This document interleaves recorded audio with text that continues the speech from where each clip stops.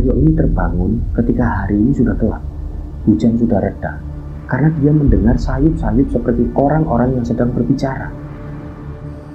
Dia pelan-pelan membuka matanya gitu kan. Dan setelahnya Aryo ini terkejut karena dia melihat banyak sekali cahaya dari obor yang sudah dinyalakan, dan terlihat banyak orang-orang yang sedang seperti berlalu lalang, seolah-olah itu adalah sebuah pasar tradisional. Ketika mereka sudah dekat dengan pasar tersebut, mereka mulai mencium wangian bunga dan aroma kemenyan yang sangat menyengat. Pada momen itulah Aryo, Danu, dan Mira benar-benar ketakutan karena mereka ini melihat semua pedagang yang ada di sana, bahkan termasuk kakek tua itu, menjual keperluan untuk jenazah seperti kain kafan, kembang, dan lain sebagainya.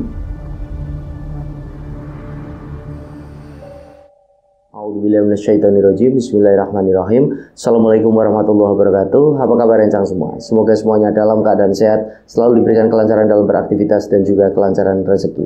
Alhamdulillah, kembali lagi berjumpa dengan saya Sukma Arga, dan di kesempatan kali ini saya akan kembali menceritakan satu kisah mistis pendakian.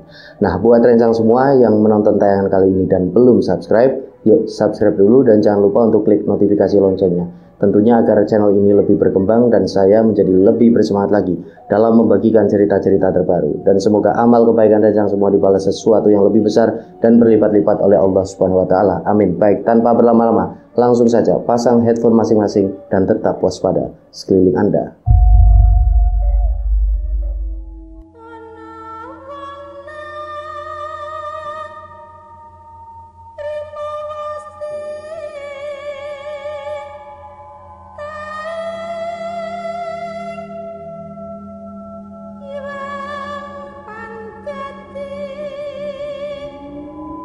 Oke, jadi cerita berawal dari sebuah rencana yang sudah matang berminggu-minggu sebelumnya. Nah, di hari itu, hari Kamis, ada 3 orang pendaki yang sudah berkumpul. Di antaranya ada Aryo, Danu, dan Mira. Nah, Mira ini satu-satunya cewek di situ. Mereka bertiga berkumpul di rumahnya Mira karena pada hari itu mereka ini akan melakukan pendakian ke Gunung Lawu via Candi Ceto. Nah, selanjutnya setelah mereka ini berkumpul, mereka mulai ngecek perlengkapan dan logistik yang akan mereka ini bawa pada pendakian di hari itu. Nah, setelah semuanya ini dirasa lengkap, mulai dari peralatan pendakian, lalu logistik yang akan mereka bawa, mereka pun memutuskan untuk langsung berangkat pada sekitaran jam 8 pagi dari kota Solo, domisili mereka, menuju ke basecamp Candi Ceto yang ada di sekitaran daerah Karanganyar. Mereka menggunakan 2 sepeda motor dan kondisinya Mira ini diboncengin sama si Aryo. Nah, Danu ini mengendarai motor sendiri. Berangkatlah mereka bertiga. Setelah menempuh perjalanan selama setengah jam, tiba-tiba hujan itu turun dengan sangat lebat. Sampai pada akhirnya mereka bertiga itu kan terpaksa untuk berteduh.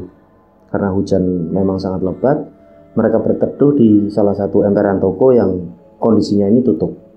Nah, karena hujan ini belum juga reda, setelah lebih dari setengah jam mereka berteduh, akhirnya Aryo ini kan ngajak 2 temannya untuk ngopi dulu. Ini gimana kalau kita ngopi dulu? Itu di sebelah kan ada warung. Nah, kedua temannya pun setuju. Mereka mampir ke warung itu dan memesan kopi sambil ya makan gorengan sembari menunggu hujan itu reda. Nah, mereka ngobrol gitu kan, bercanda. Dan pada saat itu Mira yang kondisinya baru pertama kali naik gunung itu sempat berucap sama kedua temannya, aku ini dengar kalau di gunung itu banyak bunga edelweiss ya, bunga abadi itu kan. Pokoknya nanti aku mau metik buat pacarku, mau tak bawa pulang.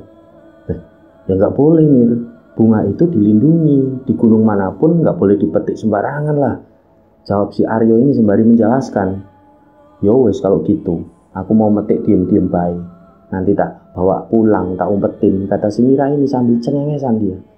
Nah, di situ kedua teman cowoknya ini kan cuma bisa geleng-geleng kepala aja ngeliatin si Mira itu. Nah, pada sekitaran jam 10 hujan ini baru benar-benar reda. Aryo pun langsung mengajak kedua temannya untuk melanjutkan perjalanan menuju ke Candi Ceto. Dan baru aja mereka ini keluar dari warung itu, tiba-tiba ada seorang ibu-ibu.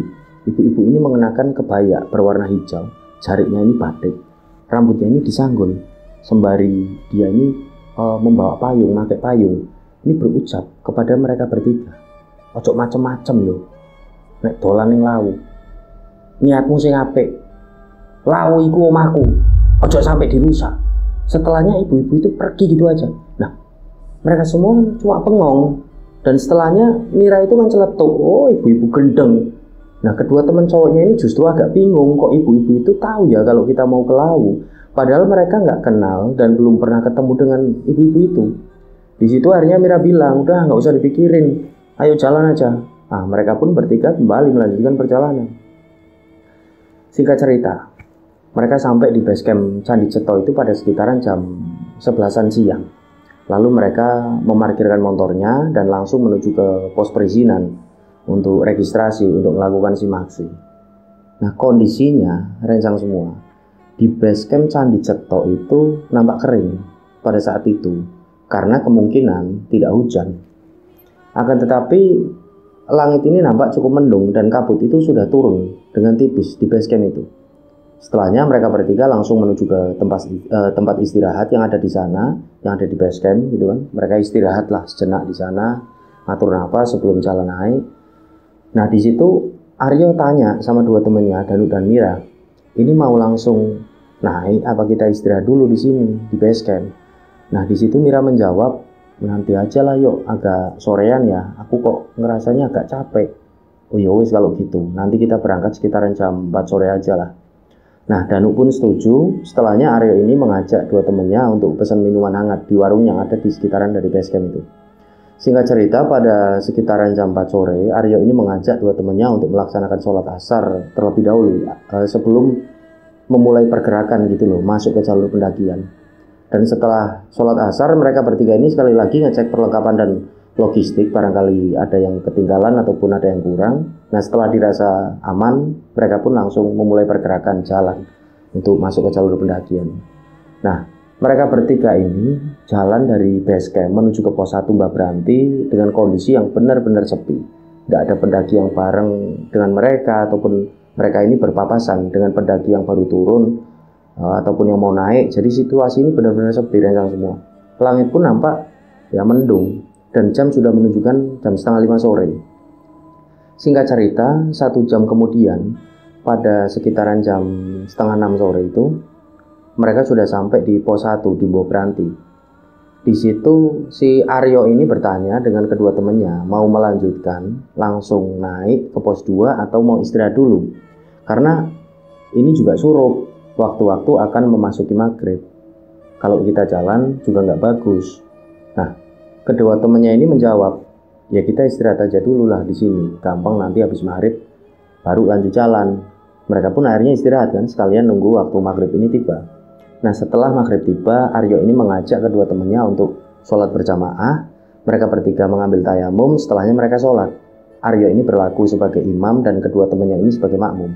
Nah, ketika mereka ini sedang melaksanakan sholat pada rakaat kedua, ketika Aryo ini sedang membaca surat pendek, tiba-tiba Aryo ini benar-benar merasa seperti ada yang meniup tengkuknya dari belakang. Tapi Aryo ini berusaha untuk tetap khusyuk melanjutkan sholatnya. Sampai rakaat ketiga selesai, dia pun salam. Setelahnya dia berzikir dan berdoa memohon perlindungan pada Allah. Dan Aryo ini cuma diem aja, dia tidak memberitahukan kedua temannya kalau baru saja dia mengalami satu kejadian aneh. Dia ini tidak mau kalau hal itu diberitahukan kepada dua temannya, nantinya hal itu bisa membebani mereka. Dan dia ini tetap berusaha untuk ya berpikir positif aja lah. Oh mungkin ya cuma angin yang lewat, udahlah. Nah, Aryo ini kan cuma membatin aja seperti itu. Dan setelahnya mereka bertiga ini kembali melanjutkan perjalanan dari pos 1 ini untuk menuju ke pos 2. Nah, karena kondisinya sudah gelap, masing-masing dari mereka pun mulai menyalakan headlamp gitu kan. Dan tiba-tiba gerimis itu turun. Mereka bertiga ini kan memutuskan untuk tetap lanjut jalan setelah memakai jas hujan. Karena menurut pengakuan dari mereka, gerimisnya ini pada saat itu ya cuma rintik-rintik aja. Nah, singkat cerita, pada sekitaran jam 7:30 malam mereka ini sudah sampai di pos 2 yang namanya Brakseng. Kondisinya ini masih gerimis, rintik-rintik, dan situasi di pos 2 ini nampak sepi, cuma ada mereka bertiga gitu loh. Nah, Di pos 2 tersebut ada satu bangunan shelter yang dibuat menggunakan bahan seng dan lokasinya itu cukup luas untuk bisa didirikan 5 ya sampai 6 tenda gitu. Awalnya mereka bertiga ini tidak merencanakan untuk mendirikan tenda di sana. Awalnya mereka berencana akan mendirikan tenda itu di pos 3 nanti. Tapi melihat kondisinya ini masih gerimis dan sudah masuk waktu malam, mereka ini akhirnya memutuskan untuk mendirikan tenda di pos 2. Jadi mereka ini tidak mau ambil resiko lah melakukan pendakian di malam hari, karena yang mereka takutkan itu kan ya bisa aja mereka ini bertemu dengan binatang buas dan lain sebagainya. Nah, setelah tenda berdiri, gerimis pun reda gitu loh. Aryo pun langsung ngajakin kedua temannya ini untuk masak, dan gak lama kemudian masakan ini pun matang, mereka langsung makan. Nah, selesai makan malam itu, mereka bertiga ini kan sholat isya. Selanjutnya menyeduh kopi. Mereka bersantai di depan tenda, dan waktu ini sudah menunjukkan jam 9 malam. Mereka ini menghangatkan malam itu dengan obrolan dan secangkir kopi. Nah, sampai pada satu momen, Aryo ini merasakan lagi ada sesuatu yang aneh. Jadi pada waktu itu, Aryo ini mendengar dari arah belakang shelter yang ada di pos 2 itu, dia mendengar ada suara langkah kaki. Nah, Aryo ini sempat menoleh ke belakang, dan kedua temannya pun bertanya, ada apa yuk? Nggak ada apa-apa, jawab si Aryo. Nah, karena masih penasaran, akhirnya Aryo ini beranjak dari duduknya. Dia jalan untuk menuju ke arah belakang shelter, karena Aryo ini memang tipikal orang yang pemberani. Dia selalu menghadapi sesuatu dengan tenang gitu lah. Jadi orangnya itu tidak ada gampang panik, biasa aja. Dan sekali lagi kedua temannya bertanya, ada apa yuk? Itu kan menandakan kalau kedua temannya itu tidak mendengar apapun pada waktu itu. Aryo ini cuma diem aja sambil melangkahkan kakinya. Nah, Aryo ini melihat ke belakang shelter. Dia terangi area sekitar belakang shelter itu dengan headlampnya. Akan tetapi, benar-benar sepi. Tidak ada siapapun. Dan lokasi di belakang shelter itu adalah hutan yang sangat gelap rencang semua. Jadi pada saat itu, Aryo menyimpulkan dalam hatinya itu, dia batin, kalau kejadian itu adalah kejadian aneh kedua yang dia alami. Setelah tadi dia ini sempat ketika dia sholat maghrib, dia merasa ada yang meniup dari tengkuknya. Aryo ini menyebut dengan lirih di situ gitu, astagfirullahaladzim. Setelahnya ya dia kembali menjelaskan sama kedua temannya kalau dia ini cuma pengen ngelihat area sekitaran pos 2 aja, agar kedua temannya ini ya tetap tenang gitulah. Nah, pada sekitaran jam 10 malam, mereka bertiga ini memutuskan untuk masuk ke dalam tenda untuk istirahat, karena mereka berencana akan melanjutkan perjalanan pada pagi hari setelah sholat subuh. Jadi ada 2 tenda yang mereka ini dirikan, satu tenda dihuni oleh si Mira dan satu tenda dihuni oleh si Aryo dan Danu. Setelahnya mereka masuk ke tenda masing-masing. Nah, gak lama kemudian setelah Aryo dan Danu itu masuk ke dalam tenda, Danu itu langsung bisa tertidur gitu loh. Karena dengkuran dari si Danu ini langsung terdengar dan ya bisa dikatakan agak keras. Nah, Aryo ini kan belum bisa tidur. Dia ini masih berbaring aja di situ, masih mikirin dia ini. Ini kok tumben ya? Aku ini mendaki mengalami keganjilan-keganjilan. Biasanya aku ini mendaki ya tidak pernah mengalami hal-hal yang aneh ataupun ganjil. Ada apa ya? Aryo ini kan batin. Dia ini masih memandang ke langit tenda gitu kan. Lamun dia. Nah, ketika Aryo ini sedang memikirkan hal itu, tiba-tiba Aryo ini kembali mendengar suara langkah kaki. Kali ini dari arah bawah. Jadi seperti seorang pendaki ini yang sedang naik gitu. Dia dengarkan dengan seksama suara langkah kaki itu kan. Tapi kok nggak sampai-sampai. Seolah-olah langkah kaki itu cuma jalan di tempat gitu. Nah, pada waktu itu Aryo ini benar-benar merasakan kalau itu adalah keganjilan yang ketiga.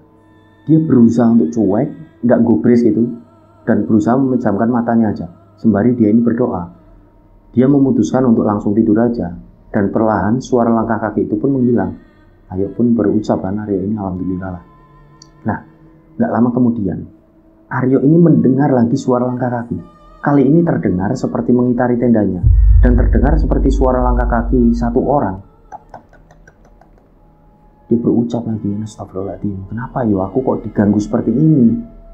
Nah, nampak si Danu ini masih tertidur dengan pulas. Akhirnya Aryo pun duduk sambil terus mendengarkan suara langkah kaki itu yang masih terus terdengar seperti mengitari tendanya. Akhirnya Aryo ini memberanikan diri untuk keluar tenda. Bismillahirrahmanirrahim lah. Dia membuka pintu tenda dan keluar sambil membawa senter. Lalu dia terangi area sekitaran situ, tapi benar-benar sepi, tidak ada siapapun. Sampai pada akhirnya Aryo pun memutuskan untuk tidur. Bisa nggak bisa ya, aku harus tidur, batin si Aryo. Kalau tidak tidur badanku bisa jadi malah drop. Akhirnya Aryo pun tertidur. Nah, singkat cerita, pagi hari ini pun tiba. Aryo ini terbangun terlebih dahulu di subuh hari itu. Dia membangunkan Danu dan bangun subuhan dulu. Setelahnya mereka berdua ini jamaah sholat subuh. Dan habis sholat subuh, Aryo membangunkan Mira di tendanya. Nah, di pagi hari itu, mereka bertiga masak dan sarapan. Dan di sela-sela mereka ini bertiga sedang sarapan, Aryo ini sempat tanya sama Mira, "Mir, semalam kamu keluar tenda nggak? Pipis atau kemana gitu?" "Enggak sama sekali, Yo. Aku semalam masuk tenda itu langsung tidur. Ya sampai pagi ini tadi dibangunin sama kamu. Kenapa tuh?" "Ya nggak apa-apa sih. Ya ngerasa aku ini ada orang gitu loh jalan ke tenda kita. Aku denger ini ada suara langkah kaki." Nah di situ Danu ini menyahut, "Ya mungkin pendaki yo yang naik apa pendaki yang turun." Nah Aryo ini cuma manggut-manggut aja. Dalam batin Aryo, ya tadi malam aku juga udah ngecek, kiranya juga kayak gitu, tapi kan sepi. Nah setelah sarapan mereka berkemas dan melanjutkan perjalanan untuk menuju ke pos 3, pos Cemorotowo. Perjalanan mereka dari pos 2 Brakseng untuk menuju ke pos 3 Cemorotowo ini cukup panjang, estimasinya hampir 1,5 jam lah. Mereka jalan dan sesekali mereka bertiga ini berhenti di tengah jalur untuk mengatur nafas dan juga minum. Singkat cerita, mereka pun akhirnya sampai di Cemorotowo. Nah di Cemorotowo ini Mira bilang sama kedua teman cowoknya itu, "Istirahatlah dulu di sini, aku capek ya. Aku capek banget." "Yo istirahat dulu di sini. Gak apa-apa, lagian ini kan masih siang juga," kata si Aryo ini kan. Nah mereka sampai di Cemorotowo ini pada sekitaran jam 10:30 siang. Jadi waktunya ini masih panjang untuk mereka melanjutkan perjalanan. Mereka istirahat, mereka sempat juga di situ ngopi karena ya mereka semua kan belum sempat ngopi tadi kan di pos 2, mereka cuma sarapan aja. Nah di hari itu langit nampak mendung. Kabut ini turun dengan tipis di pendakian mereka di hari itu. Nah setelah cukup istirahat di pos tersebut, mereka pun langsung melanjutkan perjalanan dari pos 3 untuk menuju ke pos 4. Pos 4 ini namanya Pengge. Nah jalanlah mereka. Jadi estimasi dari pos 3 menuju ke pos 4 ini hampir sama seperti dari pos 2 menuju ke pos 3. Kira-kira ya hampir 1,5 jaman lah perjalanan santai itu. Nah mereka ini jalan sampai pada akhirnya pada sekitaran jam 1 siang mereka berhenti untuk sholat. Dan setelah sholat mereka duduk dan mereka ini baru seperti menyadari kalau mereka ini jalan sudah lebih dari estimasi waktu yang seharusnya rencang semua. Yang seharusnya ini kan hanya 1,5 jam. Nah mereka ini jalan pada saat itu sudah sekitaran 2 jam lebih. Sampai pada akhirnya Aryo ini kan berusaha untuk menenangkan kedua temannya yang sudah ya nampak agak panik karena kedua temannya ini kan takut tersesat gitu. Aryo ini sempat bilang, "Kita jalan itu pelan banget tadi, jadi ya agak lambat, molor waktunya sampai 2 jam lebih." Nah Danu ini kan menjawab, "Mas Atoyo, aku kok ngerasanya aneh ya? Apa kalian berdua ini gak merasa aneh? Ini kita di hutan, tapi hutan ini kok kayak bukan jalur pendakian ya? Iya aku juga ngerasa seolah-olah situasinya ini kok gak enak, agak berbeda," kata si Mira. Dan Aryo masih berusaha terus untuk membuat kedua temannya ini tenang. "Udah kalian berdua ini mikirnya yang positif aja, jangan mikir yang aneh-aneh gitulah." Danu dan Mira ini gak ngomong apa-apa lagi, hanya saja mata mereka ini berdua seperti gak tenang gitu loh. Dan sebenarnya Aryo juga mengakui dalam ceritanya ini kalau pada saat itu dia juga seperti tersadar mereka bertiga ini tidak berpapasan sama sekali dengan pendaki yang naik ataupun turun, jadi benar-benar sepi. Akan tetapi si Aryo ini kan berusaha tetap berpikir positif. Dia cuma mikir kalau ya memang dari kemarin mereka naik ke gunung itu ya pendakian juga sepi, gak ada pendaki satupun. Nah setelahnya mereka tetap melanjutkan pendakian sampai pada akhirnya setelah 1 jam mereka jalan, mereka ini kembali berhenti. Dan di situ Danu ini berusaha untuk meyakinkan Aryo dan Mira bahwasanya benar ini mereka mau lanjut jalan. Jadi Danu ini merasa Mereka ini jalan sudah terlalu jauh dan seperti cuma muter-muter tidak karuan gitu loh. Mereka ini jalan muter-muter tidak karuan dari tadi, karena benar-benar tidak masuk akal menurut Danu. Jalan dari pos 3 sampai pos 4 ini kok sudah hampir setengah hari, kok nggak sampai-sampai. Nah akhirnya mereka ini berembuk. Setelah mereka bertiga berembuk, untuk bagaimana selanjutnya, mereka bersepakat untuk turun aja, tidak melanjutkan perjalanan ke atas, naik. Karena mereka merasa pendakian mereka udah tidak bagus gitu loh. Seperti ada sesuatu yang tidak beres gitu. Nah, ketika mereka bertiga ini jalan turun, tiba-tiba dari arah bawah mereka ini melihat ada seorang kakek tua yang sedang berjalan ke atas gitu. Nampak kakek tua itu pakai topi caping dan mengenakan pakaian dan celana berwarna hitam.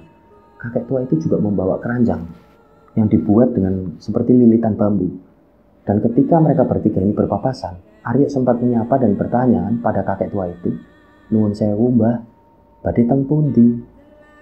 Kakek tua itu menjawab, "Arep ning peken le," sambil terus jalan. Nah, mereka bertiga ini agak bingung dengan jawaban kakek tua tersebut. Kok mau ke pasar?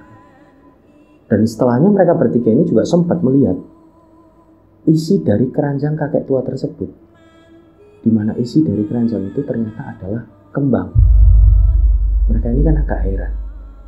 Nah, pada momen itu Aryo bilang sama Danu dan Mira, udah, jangan dipikirin, ayo lanjut jalan, nyari tanah yang agak landai, terus kita sholat asar dulu.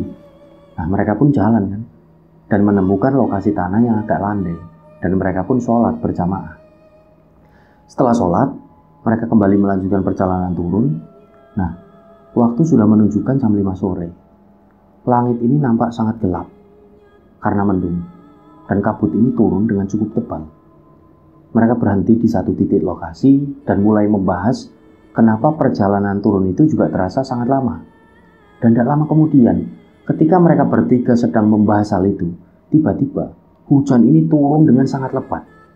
Mereka langsung memakai jas hujan dan berjalan gitu kan agak cepat, mencari pohon yang besar untuk mereka berteduh.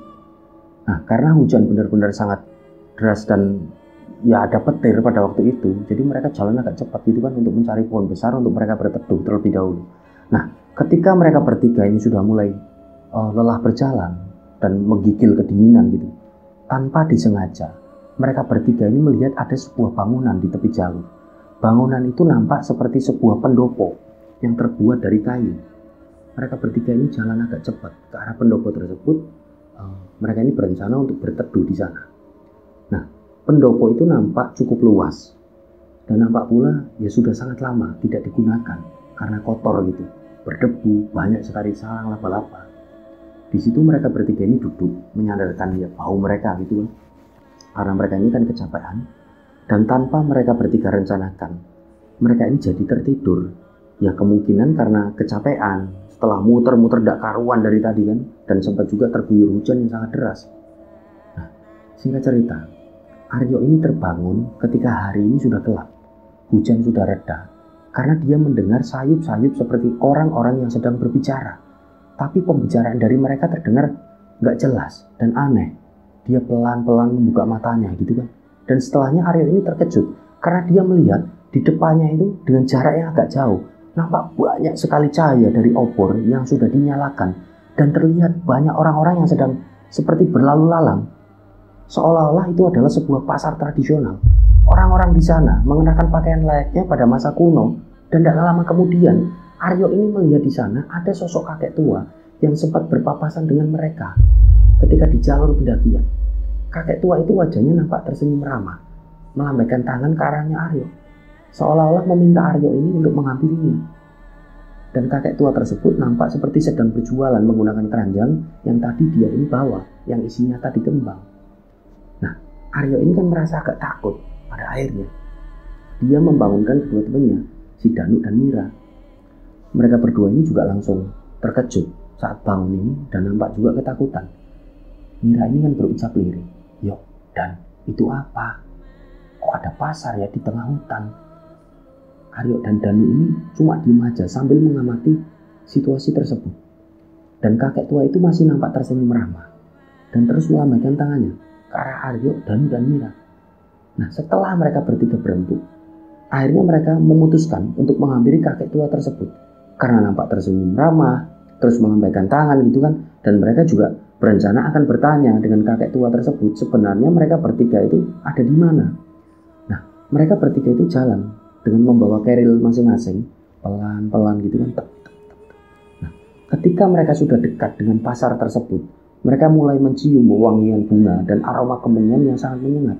Dan mereka masih terus berjalan mendekati kakek tua tersebut pelan-pelan.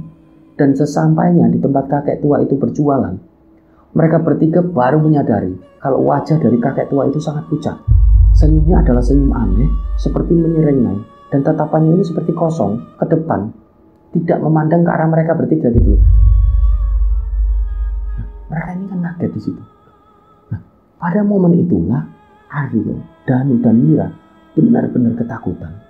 Karena mereka ini melihat semua pedagang yang ada di sana, bahkan termasuk kakek tua itu, menjual keperluan untuk jenazah, seperti kain kafan, kembang, dan lain sebagainya.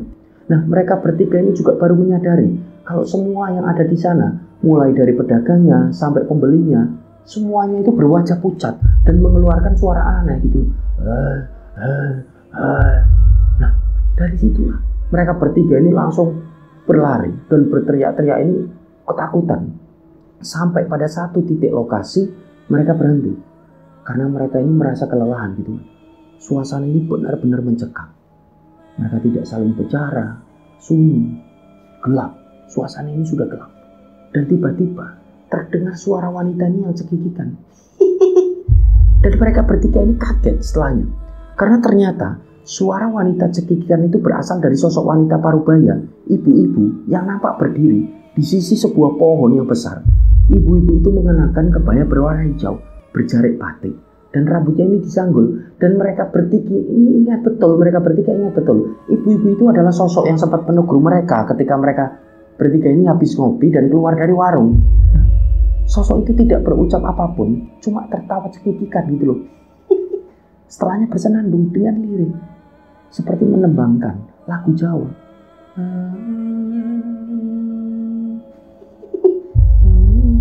Dan tiba-tiba dengan sangat cepat sosok itu sudah ada di depan mereka bertiga dan berucap, "Sugeng rawuh himpekan." Nah, selanjutnya Aryo ini langsung ngajak teman-temannya untuk membacakan ayat kursi ataupun berdoa sebisanya, sehafal-hafal mereka. Dan tidak lama kemudian angin ini bergembus dengan cukup kencang sampai semua pepohonan yang ada di sana bergoyang gitu loh. Dan setelahnya semua mendadak begitu hening, sunyi sekali. Tidak lagi ada hembusan angin, tidak ada lagi sosok ibu-ibu berkebaya itu. Nah, mereka bertiga ini mengamati sekeliling dan mereka ini kaget. Loh, kok di pos 2, di Prakseng, dan matahari juga udah nampak bersinar. Aryo melihat jam tangannya kan, loh, kok udah jam 6 pagi. Akhirnya Aryo ini ngajakin kedua temannya untuk sholat subuh berjamaah dan juga mengucapkan syukur mereka ini kepada Allah. Karena mereka bertiga baru saja merasakan dan mengalami satu kejadian yang benar-benar tidak masuk akal. Singkat cerita, setelah mereka sholat, mereka masak itu seadanya, mereka sarapan, setelahnya turun mereka ini kan menuju ke base camp. Dan sesampainya di base camp, mereka membersihkan badan, membersihkan diri, dan beristirahat. Nah, ketika mereka bertiga ini beristirahat, mereka ini ngopi. Situasi di base camp ini nampak cukup ramai, ada beberapa pendaki. Tiba-tiba ada satu pendaki ini menghampiri mereka dan berucap, "Kenalan mas, nama saya Damar dari Jogja. Boleh tahu kalian habis mengalami apa ya di atas? Kok kayaknya auranya agak panas ini, tak rasain." Nah, disitulah Aryo, Danu, dan Mira ini yang jadi menjelaskan semua ini yang mereka alami. Dan ternyata Damar ini ya bisa dikatakan agak punya kemampuan mengenai hal-hal spiritual. Sampai pada akhirnya mereka bertiga ini dinetralkan gitu kan, auranya ini sama si Damar ini, karena menurut Damar ini kan mereka agak panas auranya ini. Nah, pada sekitaran jam 4 sore setelah mereka bertiga melaksanakan ibadah sholat asar, mereka pun berpamitan pada si Damar dan pulang ini menuju ke Solo. Dan alhamdulillah mereka sampai di Solo ini dengan selamat tanpa ada satu kendala apapun dan yang semua. Nah, itulah cerita dari Mas Aryo, Mas Danu, dan Mbak Mira ketika melakukan pendakian ke Gunung Lawu pada tahun 2013 Semoga kisah ini bisa diambil hikmah dan pelajaran untuk kita semua, dan saya pribadi mohon maaf apabila masih banyak salah kata dalam membawakan cerita. Saya Sumarga pamit undur diri, sampai berjumpa pada cerita-cerita selanjutnya. Wassalamualaikum warahmatullahi wabarakatuh. Salam lestari, salam rimba.